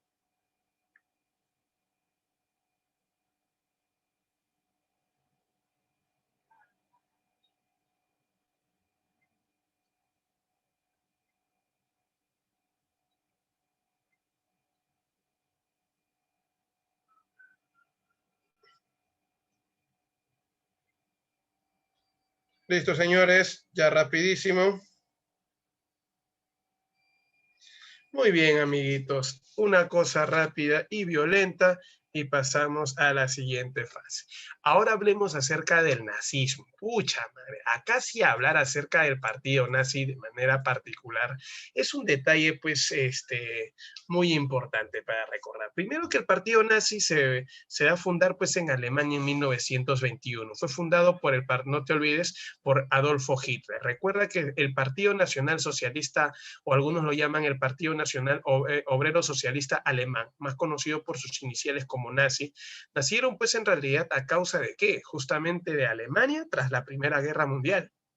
Por ejemplo, ¿cuál es la situación de Alemania tras la Primera Guerra Mundial? Primero, insatisfacción provocada por el Tratado de Versalles. ¿Cuántos de ustedes se acuerdan de la clase pasada? El Tratado de Versalles, ¿qué hizo? Humilló a Alemania. Y eso, como dice Nadine, ¿qué cosa provoca? El revanchismo. ¿Qué, muchachos? El llamado revanchismo, no te olvides, alemán. Buen detalle cuando Piero me dice, ¿por qué se dice que era socialista si era fascista? Era un nombre que hacía referencia a la sociedad, ¿correcto? No era socialista en sí en el término comunista, o sea, socialista de ser pues en sí marxista, no es socialista marxista, es un término nada más que utiliza. Muy bien, me dejo entender, hijo, por ese motivo, porque recuerda que hasta antes del partido nazi lo que existía allá en Alemania era la famosa socialdemocracia representada por la República de Weimar, correcto, pero es un término nada más. Muy bien, eso es lo que están estableciendo. Segundo, no solamente la insatisfacción provocada por el tratado, sino también la debilidad de su gobierno de turno, que es la República de Weimar. Ese gobierno o régimen democrático depende mucho de Estados Unidos y bueno, si cae Estados Unidos también van a caer ellos, como justamente va a pasar. Y las grandes dificultades económicas, ¿no? Uy, ay, ay, la pobreza era extrema en Alemania. ¿Sabías tú que Alemania después de la Primera Guerra Mundial, al no tener una industria altamente desarrollada y estar totalmente empobrecida, varones y mujeres que durante esa época vivían en Alemania vivían del día a día. Y la única manera de sacar adelante a su familia era con el trabajo en conjunto. Por ejemplo, varón y mujer se dedicaban a algo. A veces los varones se dedicaban pues en sí al contrabando ¿de qué? De alcohol. El alcohol se vendía bastante y las mujeres a la prostitución. Aunque tú no lo creas, hijo, durante esa época cuando un padre tenía una hija, simplemente veía pues una mina de oro, porque sabía que al crecer esta chica lo podía vender al mejor postor y simplemente prostituirla. Una familia entera, la mayoría de familias, aunque tú no lo creas y te suene exagerado lo que te voy a decir, vivía de eso, de la prostitución. Era un buen negocio familiar durante esa época. Tu casa era un prostíbulo y así un barrio entero podía dedicarse a ello. Había una burguesía, de hecho que había alguna burguesía, pero estaba de a pocos creciendo. Quienes aprovecharon la crisis, por ejemplo, fueron los comerciantes judíos, y estos vendían pues productos de calidad a un buen precio, o sea, a bajo precio. En cambio, la burguesía alemana, ese es el detalle, lo vendía a alto precio, convirtiéndose justamente en competencia de los, en sí, ¿de quién? El judío convirtiéndose en la competencia del llamado, pues en sí, comerciante alemán, y eso no le gusta. Por ese motivo vamos a ver algo, una persona que tenía una ideología nacionalista, y era lógico, si era nacionalista, iba a defender primero los intereses de quién, del extranjero, del comerciante extranjero o del comerciante nacional. A ver, esa pregunta es fácil. Mira, qué bonita, hemos encontrado una idea. Claro, iba a defender primero justamente al comerciante nacional, y es ahí donde Hitler justamente primero, vamos a ver algo, antes de ayudar justamente a la burguesía, ¿qué hace? Intenta tomar el poder. Él ya está representando pues parcialmente a la burguesía. Intenta tomar el poder y fracasa, ¿no? Al estilo de quién, de Benito Mussolini, Hitler, Adolfo Hitler, lo hace pues en sí con la marcha sobre Múnich, que es más conocido con el nombre de la Putsch de Múnich. Esta Putsch de Múnich, correcto, llevó a Hitler a la cárcel. Y estando en la cárcel, con un poquito más de tiempo, Hitler lo que termina siendo, pues para algunos, no sé si alguno de ustedes recordará, es esto, ¿no? El amigo llamado Adolfo Hitler lo que termina siendo pues es algo bastante particular, y es pues sí, ir a la cárcel, y en la cárcel con su llamado tiempo dedicarse a la escritura y a la lectura. Por ejemplo, en la lectura recibía mucha lectura filosófica de su paisano Friedrich Nietzsche, correcto, del cual justamente sacó la idea de que no existe Dios a través de la obra El Anticristo. Y lógicamente también ha leído pues Así habló Zaratustra, donde justamente plantea y conoce la idea de qué, del superhombre. Estando y habiendo conocido, les repito a todos ustedes, justamente la ideología de Nietzsche, quiero comentarles a todos ustedes, pues en realidad, que considera o interpreta que la idea de qué, muchachos, de Así habló Zaratustra, en la idea del superhombre, esto establecería la ley de Darwin, el cual dice que el más fuerte justamente se impone ante el más débil. Entonces, de esta manera nacería la idea de la superioridad racial germánica. No se olviden del famoso pangermanismo, que los germanos, los alemanes representan la raza superior, no reconociendo justamente, pues en realidad, ¿a quién, muchachos?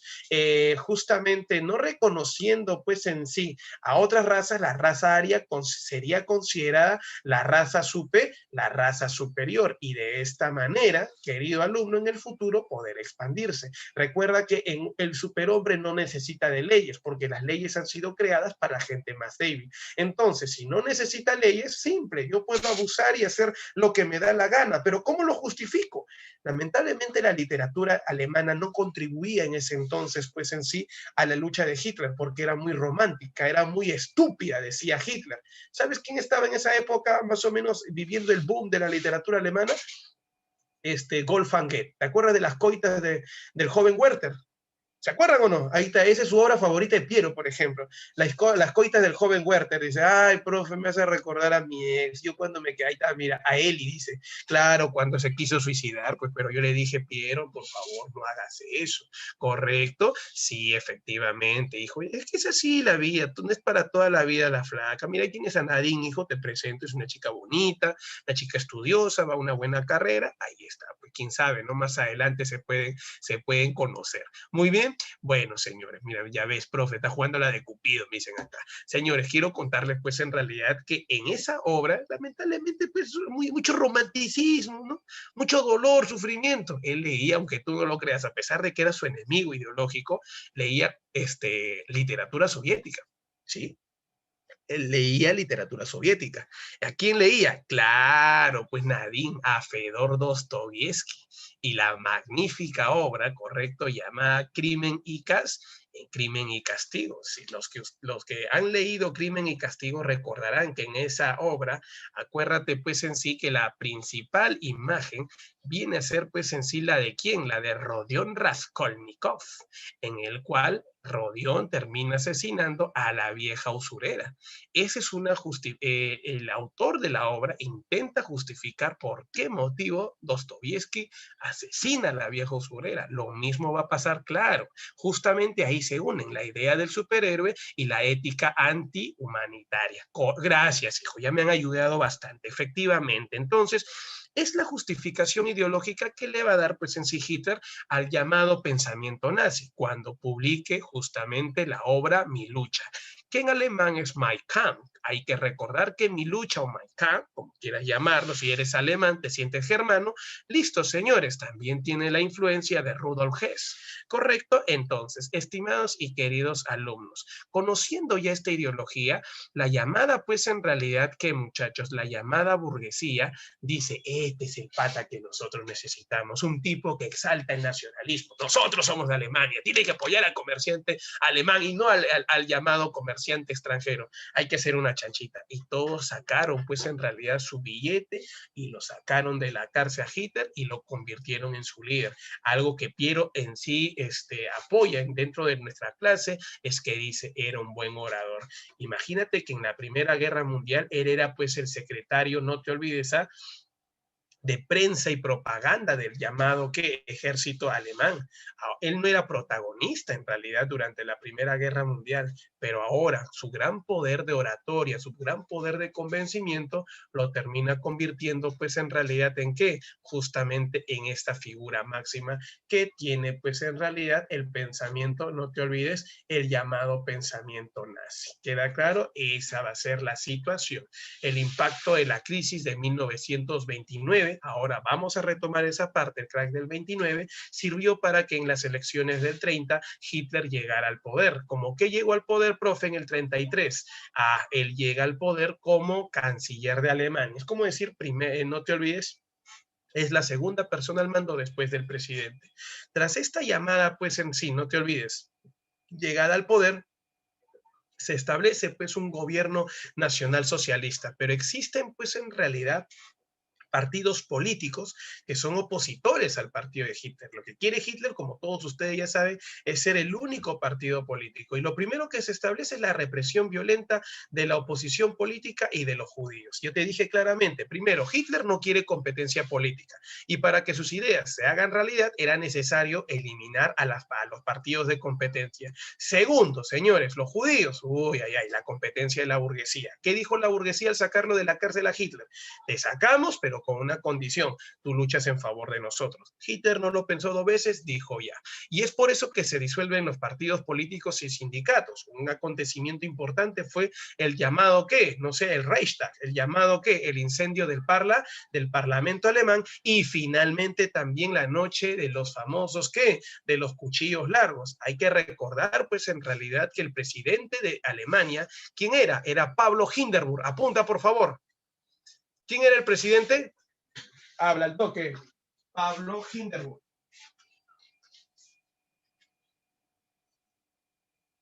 El presidente es Pablo Hindenburg. ¿Y qué hace Pablo Hindenburg? Bueno, gobierna junto con quién? Gobierna con Hitler. El detalle particular es, yo gobierno con Hitler, pero pues Hitler era quien al final tomaba las últimas decisiones. En 1934 muere Pablo Hindenburg y a la muerte de Pablo Hindenburg, la persona que podía gobernar de manera inmediata es la única persona que estaba de inmediato al poder. ¿Y quién crees que era? Era Hitler. Por eso que en el 34, señores, Hitler por fin se le hizo realidad el sueño, establece el llamado Tercer Reich.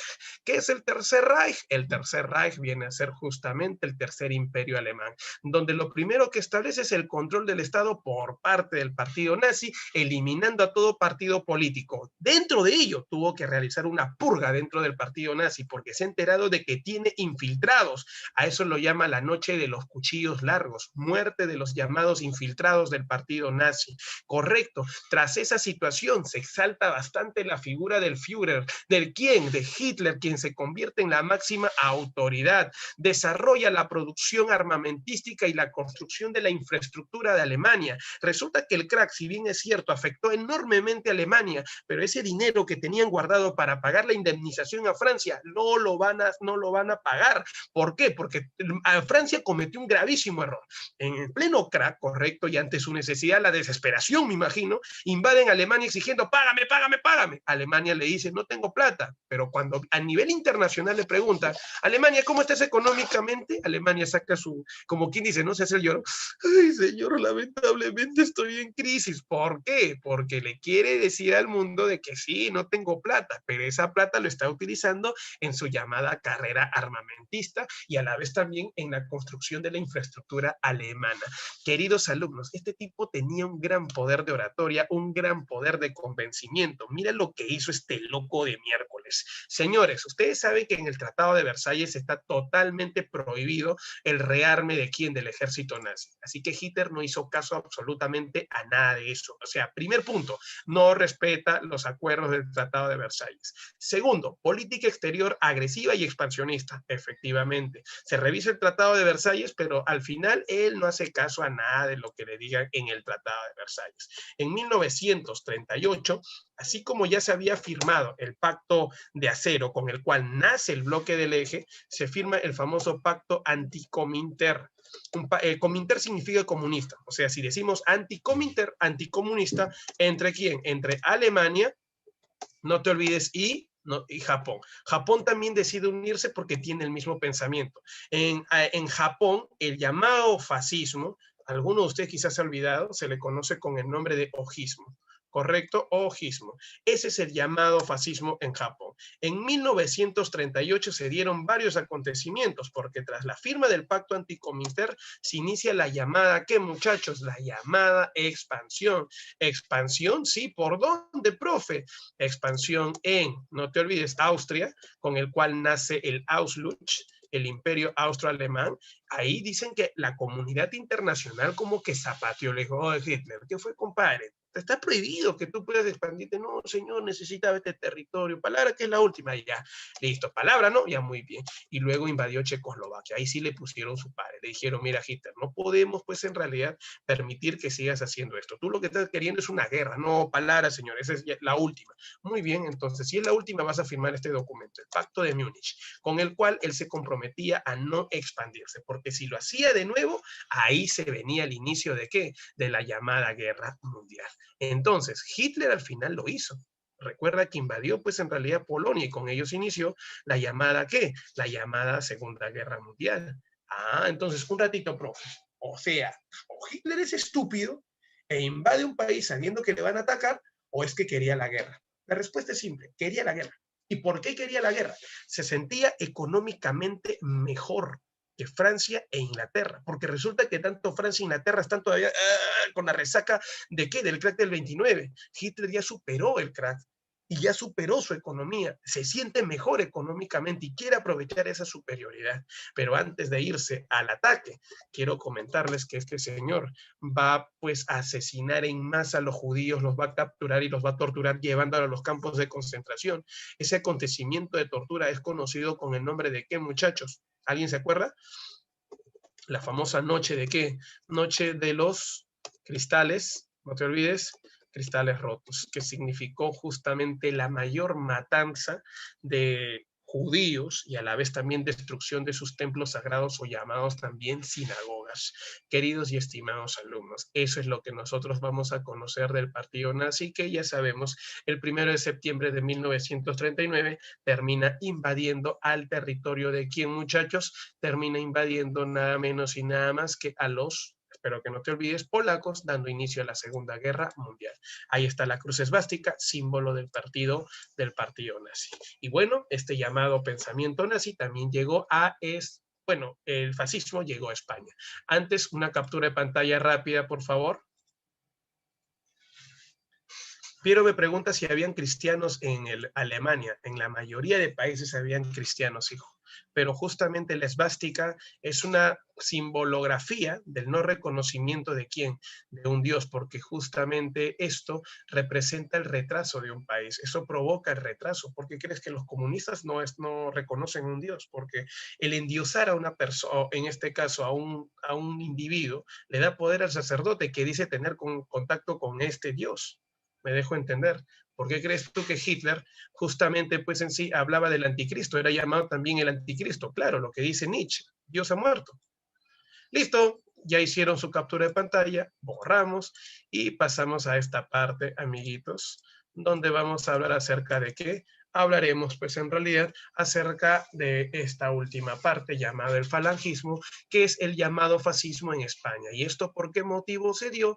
Bueno, señores, simple, porque en 1933 el fascista llamado Francisco Franco no quiere reconocer, correcto, que ha llegado al poder legalmente la ideología socialista. En la llamada República Española se han dado elecciones y el nuevo presidente, correcto, es de ideología socialista. No le gusta eso a la burguesía, quien solicita apoyo a Italia y Alemania, y de esta manera buscan en sí acabar con ese gobierno, iniciando una guerra civil donde se enfrentan los socialistas, que son de los republicanos, contra los nacionalistas, que son los falangistas, que es el fascismo español. Italia y Alemania apoya el nacionalismo, correcto, y mientras que la Unión Soviética apoya a través de las brigadas internacionales a los republicanos. Para muchos historiadores, la Guerra Civil Española, que se ha desarrollado de 1936 a 1939 y que enfrentó a republicanos y nacionalistas, es también catalogada o llamada la guerra de ¿qué? La guerra de ensayo. Primero, ¿por qué motivo? Porque las principales potencias que van a enfrentar la llamada ¿qué, muchachos? Van a enfrentar esta llamada Segunda Guerra Mundial, acá van a entrenar. Y para finalizar, queridos y estimados alumnos, hay que recordar lo siguiente. Señores, todos ustedes tienen que recordar este punto que es súper importante. Bien, amiguitos, esta es en realidad la guerra. Lo llaman la guerra de ensayo o guerra laboratorio porque es en sí donde van a participar las principales potencias, protagonistas de la Segunda Guerra Mundial, pero también van a demostrar su gran poder, su gran armamento. Es por ello que esto culminó en 1939, lamentablemente con la victoria del grupo nacionalista, con la victoria de los falangistas, que son los fascistas en España. Así, estimado y querido alumno, al culminar pues en realidad esta guerra, vamos a ver que en España se establece un régimen fascista por mucho tiempo, aproximadamente hasta los años 70. Este evento, como ya te decía, es considerado como el antecedente militar más cercano a la Segunda Guerra Mundial y el laboratorio militar de dicho conflicto. ¿Listo, muchachos? Bueno, para todos ustedes, esperando que la clase haya sido de su agrado, mi pregunta es, ¿hasta acá me dejé entender? Chicos, muchachos, pregunta, ¿me estoy dejando entender? Gracias, Marcelo. Gracias, Marquito Yikawa. Muy bien, estimados y queridos alumnos. Entonces, es el momento de desarrollar nuestras preguntas, ¿correcto? Vamos rapidísimo con la primera pregunta para que vayan a almorzar.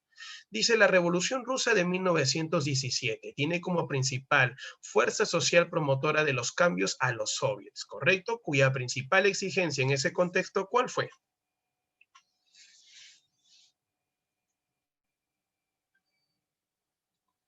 ¿Alguien por ahí? Muy bien, señores, y es que no hay ninguna otra clave, efectivamente. Lo que buscan es el retiro de Rusia, ¿correcto? Listo, señora. Ahí está. Uy, ay, ay. Eduardo dice que su mamita hizo una tremenda sopa recontra caliente, dice, en tremendo calor. Ya, pues, hijo, combínalo pues con agua helada. Ahí va a estar fresquecita. Ese es un consejo de patas. Muy bien, señores. A ver, la 2.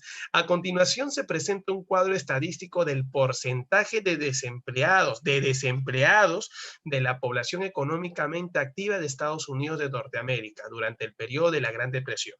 La pregunta es simple, del siguiente cuadro, ¿qué podemos afirmar? Primero, podemos afirmar que su etapa más baja es la etapa más alta de desempleo, correcto, viene a ser entre los años 1932 y 1933. Y la más baja de desempleo, correcto, es en el año 1930. A ver, algo que hable de las fechas que hemos mencionado, la única, la A. El momento más crítico de la falta de empleo se produjo entre el 32 y el 33. Avioncito. Esa pregunta, la número 3, es una pregunta de San Marcos, porque nos está diciendo, a continuación se muestran los símbolos distintivos de los partidos de tendencia fascista más representativos de Europa. Establezca a qué países corresponde cada uno de ellos. El Partido Nacional Falangista de España. Esta es representación del fascismo en Italia y esta es la cruz esvástica de Alemania. La única clave, enférmate. Correcto, señores. Listo. Esa es la 3. Vamos con la 4. Me piden ordenar cronológicamente los siguientes acontecimientos. Sabemos que el Partido Nacional Menchevique nació en 1903. Los soviets en 1905, consecuencia de la derrota en la guerra ruso-japonesa. Así que parte 2, porque el Tratado de Portsmouth fue firmado primero ante la derrota en Japón, 1905, parte 1. La guerra entre el ejército rojo y blanco se estableció en 1920, mientras que la dictadura del proletariado desde el 17, no te olvides, en el 18 ya oficialmente ya se vivía todo esto. Quiero entonces que ustedes me digan la clave. ¿Cuál es la clave, señores? La 4 me dicen total, Piero me dice que es la D, Marco me dice que es la B. No me digas, te estoy poniendo las fechas, ¿ah? Sería la 1, la 3, la 2, 1, la 3, la 2, la 5 y la 4. Besito. Muy bien, Piero. ¿Qué fue? A ver, cuidado, ¿ah? Vamos con la número 5. Uy, me estoy pasando ya. Quiere que indiques verdaderos y falsos. Muy bien, la secuencia correcta de verdaderos y falsos. ¿La política nazi de la solución final fue aplicada a los comunistas? No, esto fue aplicado contra los llamados judíos. Apuntamos ahí, por favor, para no olvidarnos, contra los judíos. Así que esto es falso. Tras la Revolución Rusa se establece la dictadura del proletariado, por supuesto, obreros y campesinos en el poder, algo que no le gusta, pues en realidad, ¿a quién, muchachos? A los llamados, pues en sí, no te olvides, fascistas, ¿no? El CRED del 29 fue el acontecimiento que fue aprovechado por los partidos totalitarios para asumir el gobierno en sus países, por supuesto. Italia y Japón firman el pacto anticominter, falso. Y los países demócratas garantizaron la paz del mundo a través de la política de la no violencia, no. ¿Por qué Inglaterra, Francia y Estados Unidos no hacían nada ante la expansión de Hitler? Porque simplemente ellos tenían una ideología, la famosa política, así se llama, de apaciguamiento, ¿correcto? Apaciguamiento. ¿Queda claro? Apaciguamiento. Esta es su política y por ese motivo, como buscan la paz, no quieren guerras. ¿Listo, señores? Ahí está. Ahora las 6 y las 7 lo haces tú rapidísimo porque te está diciendo que ordenes cronológicamente estas ideas. Yo te ayudo con las fechas.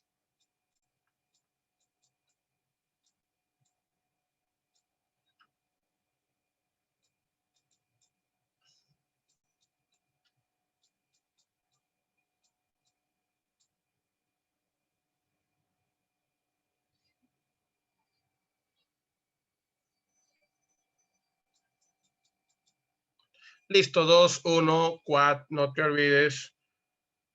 4, 3. ¿Ah? Correcto, 2, 1, 4, 3. Listo, señores, dedito. Vamos con la siguiente. Ya, esta de acá es tan fácil, es la 7 y la 8. A ver, rápido, porque hay gente que tiene que estar más tarde en el reposo.